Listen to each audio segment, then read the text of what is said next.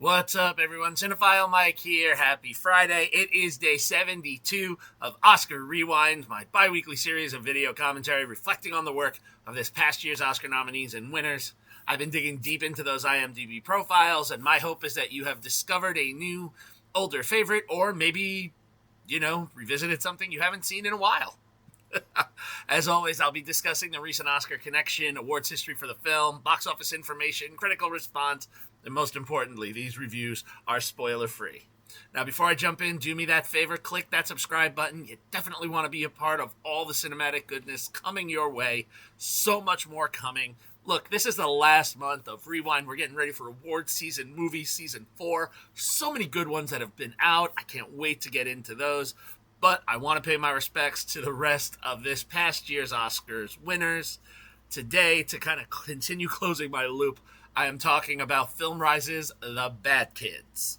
Directed by Keith Fulton and Lou Pepe, this documentary premiered at Sundance in early 2016 and then had a small domestic release in December of 2016, where it made domestically only, and its worldwide total, $6,226, no international release. Critically, I think for the first time, The Bad Kids has a 100%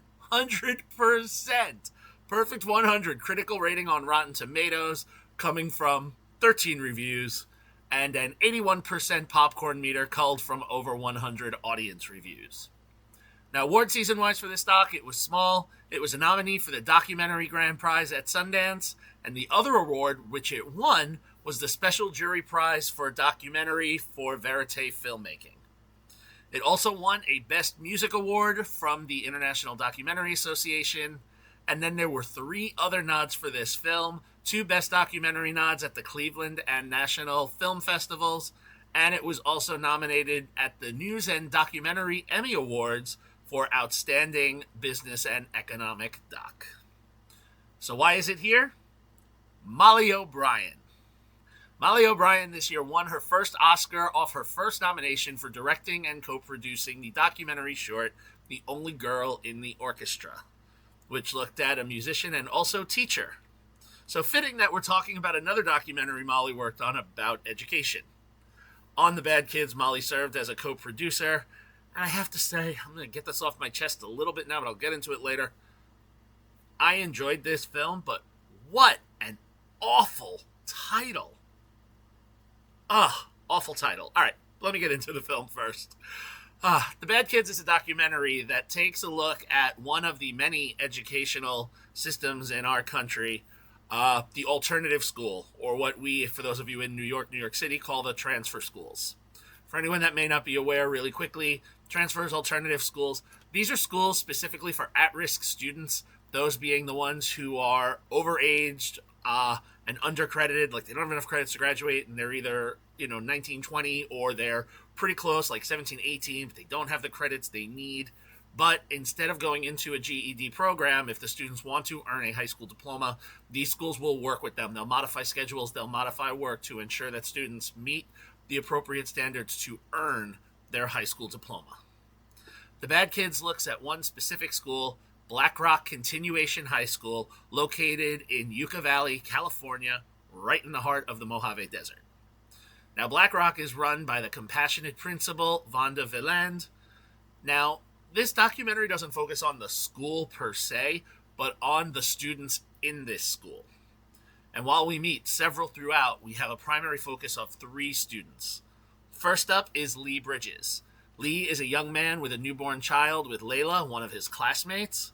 So in addition to helping them, raise their child, he's dealing with pressure from his mother and stepfather who, are getting ready to throw him out of the house. He's trying to care for his child, support his girlfriend, and also find a way to graduate high school. Secondly is Jennifer Cofield, who is trying to be the overachiever and the strong achiever that she knows that she can be. Now, we don't learn much about her history outside of Black Rock, except that she wants to graduate early, and she's constantly seeking approval from a mother and a father who just don't seem to care. So there's no support from her family in her scholastic efforts, and she's trying to make it through. And then finally, the third one that we meet is Joey McGee, a young man with some nice ability on the guitar. But due to severe instability at home, he grapples with his own drug use and criminal record, which is reflective of the childhood he grew up in. Now, as we follow these three over the course of almost a full school year, we will see if they can achieve their goals to graduate, and turn their lives around despite the challenges being thrown at them. This documentary hits a little close to home. I work in the educational system. I've been doing it for over 20 years. I have had many students who have needed programs such as these, who have gone into programs such as these, and while some of them have been successful, unfortunately, some of them have not. And I appreciated that this documentary, didn't choose to do a lot of talking head interviews or any background information. They just chose to be the fly on the wall, and not engage with the subjects, just following them both when they were at home and when they were at school. So we actually captured some of the really bad, which was a little uncomfortable to watch at times. We also get to see several staff meetings where we see the principal checking in with the teachers about not just about how the students are doing, but also addressing the emotional needs of the staff, because it's very hard to work with students that are in these circumstances, and we see the toll that it's taking on these teachers who just want to see these kids successful. Now, the students have all, they all have their struggles that landed them here at Black Rock. We don't learn all of them why they didn't, finish their own schools. But as the teachers say, it's hard to see these students who we want them, I'm a teacher, we want them to focus on the work, but sometimes when they leave the school, they're, going to a shelter or going to look for that, next hot meal. They're trying to avoid that unstable home environment. So what do they, how can the kids focus on English and math if they're not sure where they're going to eat that night? So it's hard. I'm getting a little choked up just talking about it now. So I appreciate that this documentary, wants to look at this system. The editing's really well done. We follow these three stories. We're able to really invest in each of these three. Although there were a couple of others that they introduced us to that I would have liked to see a little bit more, so I kind of thought this was a little limiting. I thought we got some teases, so that's kind of like my one little ding on the movie, is that I would have liked to have seen them cover a wider range. And before I get into my big gripes, I'm going to get back to this title because I absolutely do not think that this was the right title for this film. Wow, I'm soapboxing on this movie more than I have on several others.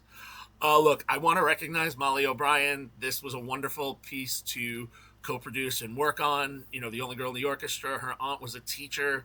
There's definitely a feel for education, and I appreciate that. I can't think... I've seen documentaries about education, but I haven't really seen one that talks about the transfer alternative school. So, my kudos. Let me talk about this title for a minute, because I'm going to feel good if I get this off. This is like a weird social media post. None of these kids, especially the ones we meet, none of them are bad. You see a film with a title like Bad Kids, you think the worst. And, teens making bad choices, kids making bad choices, getting into trouble, consciously causing an issue. But that is not what you get here. That's what I thought. I didn't really even look at the description. I signed on to watch this film because when I was going through Molly O'Brien's IMDb page, I was like, okay, here's a documentary about education, and it's a full length. Because she's worked on a lot of shorts, but I don't really talk about shorts here. I focus these episodes on features. So this was like the one feature Molly O'Brien worked on. And look, this title's not wrong. Each of these kids that we have is not bad. And we can't even say that they made bad decisions and now, you are bad kids. No. These kids are actually trying to better the situations they're in. So it's almost like maybe a better title could have been if they wanted to focus like a Last Chance High or Let's Graduate kind of title. That really suggests what this film is about. It's a misleading title. And even this poster, if you look at it, some of the kids in here, don't necessarily look like bad kids. So, not really sure what they were thinking with the title here. And the marketing choices, and I'm not going to ding the movie for that. That's not what I do critically. I have to say that it's not a great title, but I'm not going to lower a rating for a film based on a title. Okay, now that I got that out of the way. Look, this is a good film. It's not a great film. I feel there was a lot of missed opportunity to really dig into what they wanted to do with this, but it's good. It's a 3-star film. It's decent, and especially if you're interested in these types of programs or to see how these schools do things, we get a little glimpse of it, so it is, pardon my pun, educational here. Yeah, that's what I'm going to say. I'm going to end it there. 3-star film. We get this small sampling.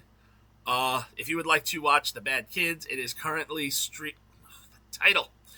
If you would like to watch The Bad Kids, it is currently streaming on Amazon Prime as of this recording and posting. All right. So there you have it. Sorry for all my judgment on this title. It's a good film to check out. Again, especially if you like, I don't want to say a fully heartwarming documentary because not everything that happens in here is so uplifting, but it's honest. It's right there. Head over to Prime if you want to check it out. All right. As always, if you like what you heard here, everybody, please, you know what to do by this point if you've been following me or catching these videos. Subscribe to the channel, like and share the video. You can follow me, Cinephile Mike, on all social media platforms and on Letterboxd, and find lots of great additional content on my website, cinephilemike.com. All right, happy watching, everyone, and until next time, this is Cinephile Mike saying take a break and watch something new.